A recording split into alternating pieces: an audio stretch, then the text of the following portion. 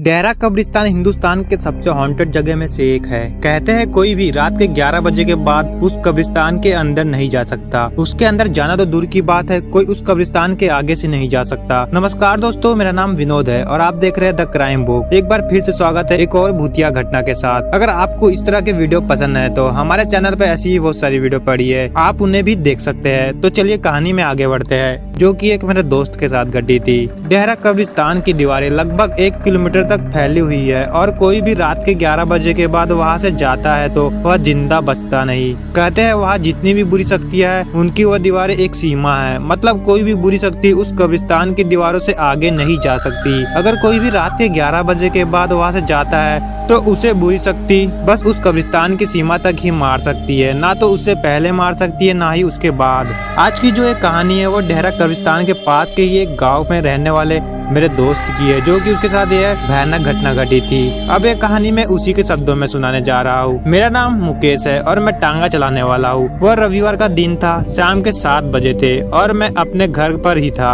तभी वह राजू आया। राजू हमारे गाँव का तो नहीं था, पर उसके कुछ खेत हमारे गाँव में ही थे, जिसके कारण वो यहाँ आते रहता था। राजू ने मेरे पास आकर कहा कि उसकी घासें खेत में कटी रखी है और उसकी घास को उसके घर तक छोड़ना था। उसका गाँव हमारे गाँव से लगभग 5 या 6 किलोमीटर की दूरी पर होगा। मैंने भी हाँ बोल दिया और यह सोचा कि रात के 11 बजे से पहले तो मैं घर आ ही जाऊंगा। मैं आ भी जाता, पर घास को लोड करने में काफी समय लग गया था, इसलिए मुझे राजू के गांव पहुंचने में ही 10 बज गए थे और घास को टांगे से खाली करने में ही काफी समय लग गया था। और इसी वजह से राजू मुझे बार बार अपने घर में ही रुकने को बोल रहा था, क्योंकि उसके गाँव से हमारे गाँव को बस एक ही रास्ता जाता था, जो कि उस डेरा कब्रिस्तान के आगे से होकर जाता था। एक बार को तो मेरा दिल भी राजू की बात मान जाने को कह रहा था, पर मैं घर नहीं गया तो मेरे घर वाले परेशान हो जाते और ना मेरे पास कोई फोन था और ना ही मेरे घर वालों के पास। मेरे घर में मेरे 2 छोटे छोटे बच्चे और एक बेबी थी। मुझे उन सब की चिंता आने पर मजबूर कर दी थी। इसी वजह से मैं राजू के घर से निकल गया और अब मैं उस कब्रिस्तान के पास पहुंच गया था। मैंने अपने घड़ी में समय देखा, रात के 11 बज चुके थे। पहले तो मैंने लौट जाने का सोचा, फिर मैंने किसी तरह हिम्मत करी और आगे बढ़ा। मैं अभी कुछ ही आगे गया था, तभी मुझे ऐसा लगा कोई मेरे टांगे पर आकर बैठ गया हो। मैंने एकदम से पीछे मुड़कर देखा, पर वहाँ कोई नहीं था, पर मुझे अभी भी लग रहा था कि मेरे टांगे के पीछे कोई बैठा हो। फिर जब मैं थोड़ा और आगे बढ़ा तो मेरे टांगे में जैसे वजन बढ़ता ही गया। मैं जैसे जैसे आगे बढ़ रहा था टांगे में भी वजन बढ़ता ही जा रहा था। अब पीछे इतना वजन हो गया था कि मेरे टांगे का आगे का भाग थोड़ा थोड़ा उठने लगा था और मेरा घोड़ा भी अब लंगड़ा लंगड़ा कर चल रहा था। अब मैं समझ गया था कि वो इसमें आ गई है और अब शायद मैं ना बच पाऊंगा। फिर मुझे अपनी मम्मी की बात याद आई।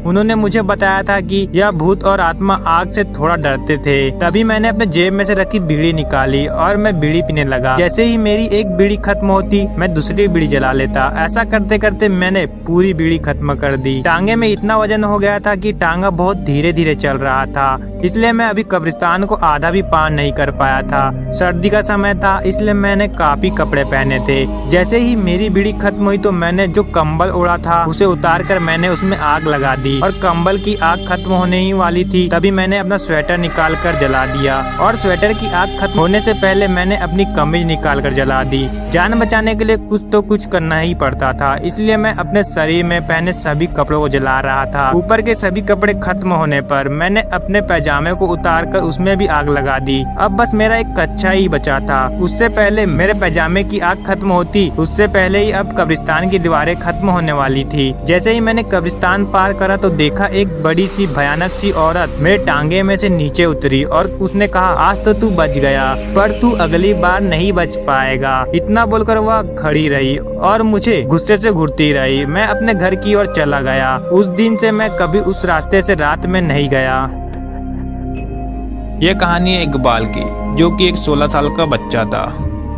तो चलिए कहानी में आगे बढ़ते हैं। यह कहानी है एक इकबाल की, एक 16 साल का बच्चा जो अपने अब्बू के साथ एक छोटे से गांव में रहता था। इकबाल के पिता बीमार थे, इसलिए इकबाल को ही काम करके घर चलाना पड़ता था। एक दिन अचानक उसके अब्बू की तबीयत कुछ ज्यादा ही खराब हो गई और उसके अब्बू का देहांत हो गया।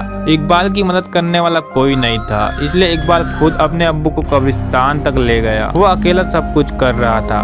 कब्र खोदते खोदते कब दोपहर से शाम हो गई और शाम से रात हो गई उसे कुछ कुछ पता ही नहीं चला। जब वो अपने अब्बू को दफना के कब्रिस्तान के गेट की तरफ बढ़ रहा था तब काफी रात हो चुकी थी, हवा भी तेज चलने लगा था। अचानक इकबाल को किसी ने पीछे से आवाज दिया, इक्कू। जब उसने पीछे मुड़कर देखा तो कोई नजर ही नहीं आया, सिर्फ इकबाल के अब्बू ही उसे इक्कू कह के बुलाते थे। इसलिए इकबाल ने सोचा शायद उसके अब्बू उसे पुकार रहे हैं, पर जब इकबाल ने जोर जोर से अब्बू अब्बू कहकर पुकारा फिर भी कोई जवाब नहीं आया। तब वह डर गया और जल्दी जल्दी से गेट की ओर आगे बढ़ने लगा। लेकिन जैसे ही इकबाल गेट के नजदीक पहुंचा, अचानक गेट बंद हो गया। वह एकदम से घबरा गया। कब्रिस्तान की दीवारें और गेट इतनी ऊंची थी कि वह उसे किसी भी तरह पार नहीं कर सकता था। कब्रिस्तान में एक और गेट था जो कि पीछे की तरफ था, लेकिन उस गेट तक जाने के लिए इकबाल को वापस कब्रिस्तान के बीच से होकर जाना पड़ता था। किसी तरह हिम्मत जुटाकर उसने दूसरे गेट तक जाने का फैसला किया। वह सुनसान कब्रिस्तान के बीच से जा रहा था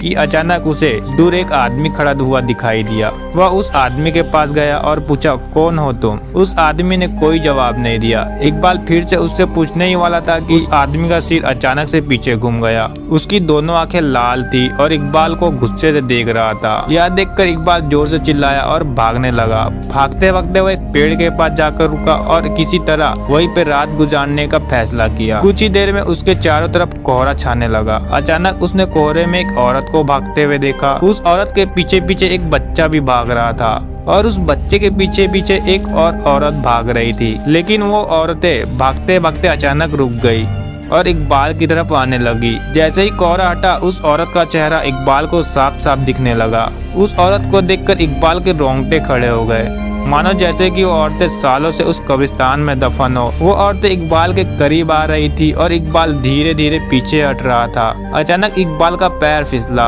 और वह एक कब्र में जाकर गिर गया। कब्र इतना गहरा था कि वह वहां से निकल भी नहीं पा रहा था। उसे लगा कि कोई उसे जमीन के अंदर खींच रहा है। जब वह पीछे मुड़ा तो देखा कि वही औरत उसे खींच रही थी। उसका आधा शरीर जमीन के अंदर जा चुका था।